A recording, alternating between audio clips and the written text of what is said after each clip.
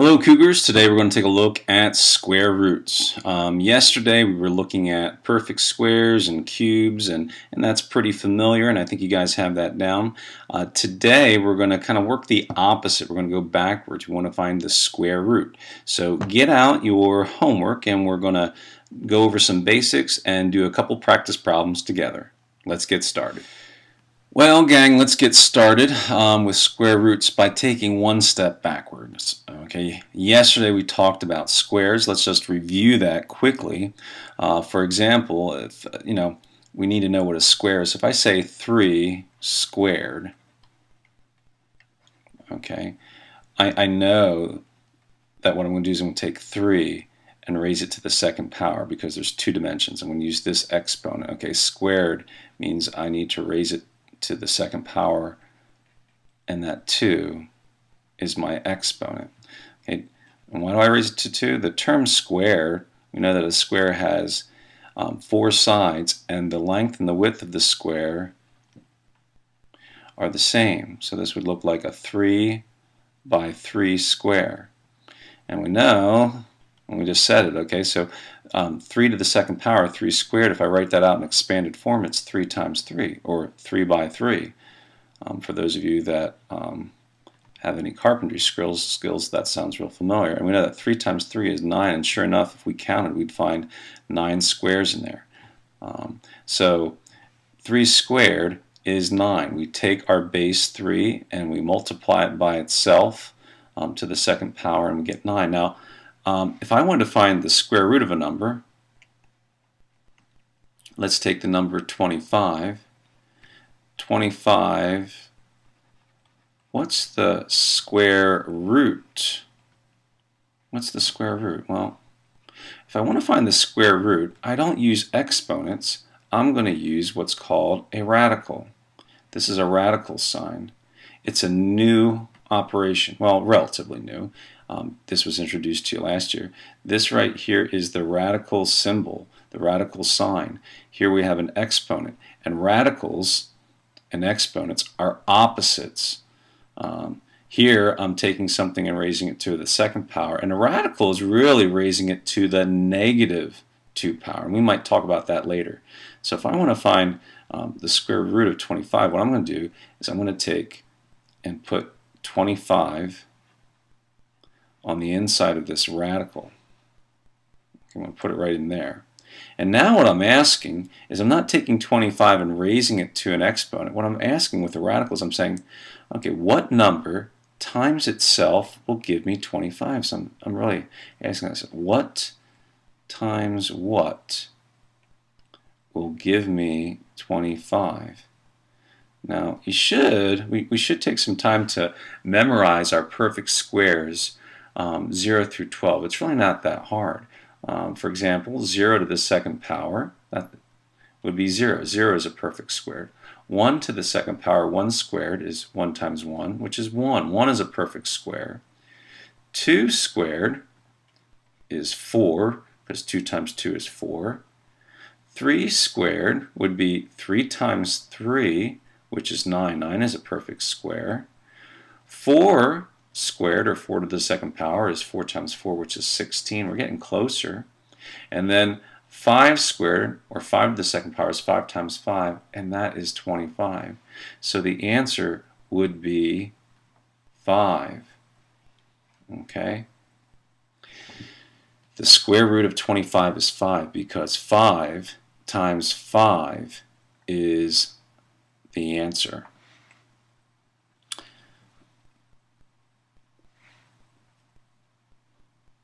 Let's take a look at some practice homework problems for tonight. Number 2, we'll start with number 2. It asks for the square root of 36. So I'm asking myself, what is that?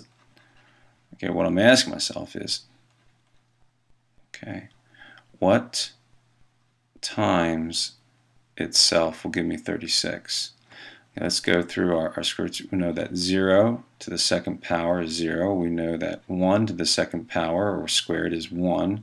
We know that 2 squared is equal to 4 because 2 times 2 is 4. We know that 3 squared is 3 times 3, which is 9. We know that 4 squared is 4 times 4, which is 16. 5 squared, which is 5 times 5, is 25. And then 6 squared is 6 times 6, which is 36. Bingo. So our answer would be 6. Easy enough. We're just working backwards. It's the opposite of exponents. Let's do the same thing with 49, but we already did 0 through 6. So let's pick up where we left off. 7 squared is equal to 7 times 7, which is 49. Okay, that was easy enough. Okay, so our answer for the square root of 49 is 7. Now let's look at numbers 9 through 16. We'll see that it's asking us to do something a little different. It says find each square root round to the nearest whole number. Now let's pick up where we left off. These numbers are a little larger. Okay, we know that the last square root that we did, or last squaring, we did 7 times 7 is 49. Let's pick up where we left off.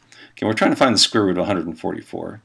We know that, or we can figure out that, this 8 squared is 8 times 8, which is 64.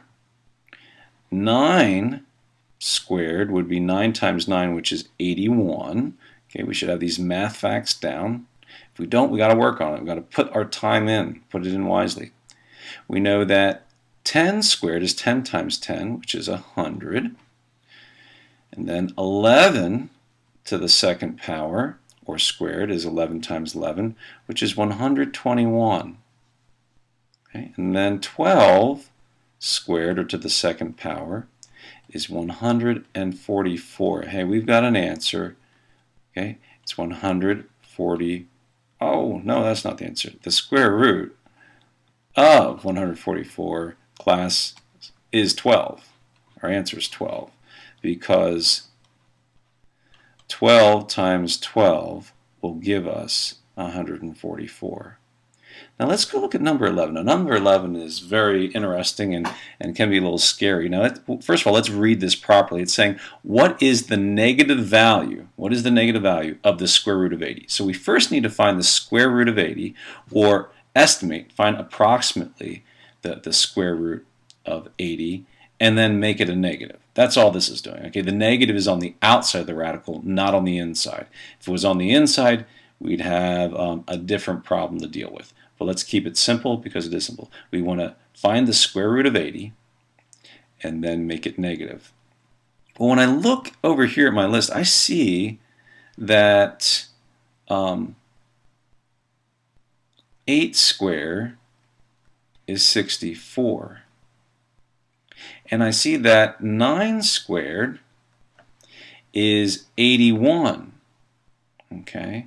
So if I was going to estimate and say, well, 8 would be too low, 9 is a little high. So I'd have to say that 9 is closer, okay? Because 9 times 9 is 81. It's real close to 8. It's closer than 8. 8 times 8 is 64. That's too low. So if I was estimating or trying to find the nearest square root of 80, it would be 9. But we can't stop there, because we have this negative out here. So the answer, our final answer, would be negative 9. Okay? 9 is the closest whole number answer to the square root of 80. And then we need to make it a negative. So the answer would be negative 9. Let's take a look at 2 more examples from our homework. Now, numbers 17 through 22 might scare you guys a little bit. Say, oh my goodness, we're trying to find the square root of a fraction. I can't do that. That looks way too hard. Well, think of it this way. Okay, what we're really doing when we find the square root of 81 over 121, what we're doing is we're finding the square root of 81 over the square root of 121. Now, you guys should already be able to figure out that you know that 81 is a perfect square, so the square root of 81 is going to be 9. I got that part of the fraction already done. Okay, that part of the answer is already done. And 121, if you remember, when we were going through our chart, let's backtrack a little bit here. Let's see if I can do this. Okay, if we go back, look, get this out of the way. Okay, 121, what is the square root of that? It's 11, because 11 times 11 So 121. So we're done. That's our answer for 18. Now let's take a look at 21. Now 21 has a curveball thrown in here. There's a negative first of all, and then 196. That's off our chart. That's a larger number. So we know that the square root of 196 is going to be somewhere above 21. And remember, this negative simply means we first find the square root of this fraction and then make it a negative. So don't let that negative freak you out. It's on the outside of the radical, not the inside. Okay. And we know that what we're doing here is we're finding the square. It's the same thing as finding the, we have to find the square root of both the numerator and the denominator. Okay, now I think we all know square root of 25, what times itself will give us 25. The answer is 5. So we got the numerator taken care of. And we know 196 has to be higher than 12. Okay. Could it possibly be 13 times 13? Well, I'm going to say no right off the bat because I know that 3 times 3 is going to give me 9, and my last digit would be 9, which doesn't equal 196. So let's give 14 squared a chance. So I'm going to go over here where I have room. I'm going to take 14 times 14. And I also like it too because I know 4 times 4 is going to be 16, which the last digit is 6. So 4 times 4 is 6. I put the 1 up there. 4 times 1 is 4, plus the 1 is 5. Then I put a 0 here as a placeholder. 1 times 4 is 4. 1 times 1 is 1. I'm running out of room, so let's scooch this up a little bit. When I add this together, 6 and 0 is 6, 5 and 4 is 9. I think I got it. Bring the 1 down, 196. Aha. So 14 times 14, or 14 squared, gives us 196. Therefore, the square root of 196 is 14. And we're almost done. Don't forget this last step. Remember, we've got a negative here. We want to know the negative of that. So the negative would simply be a negative 5/14. That is our final answer for number 21. Well, boys and girls, I hope that was helpful, and make sure that you finish up that assignment, and I'll see you in class tomorrow.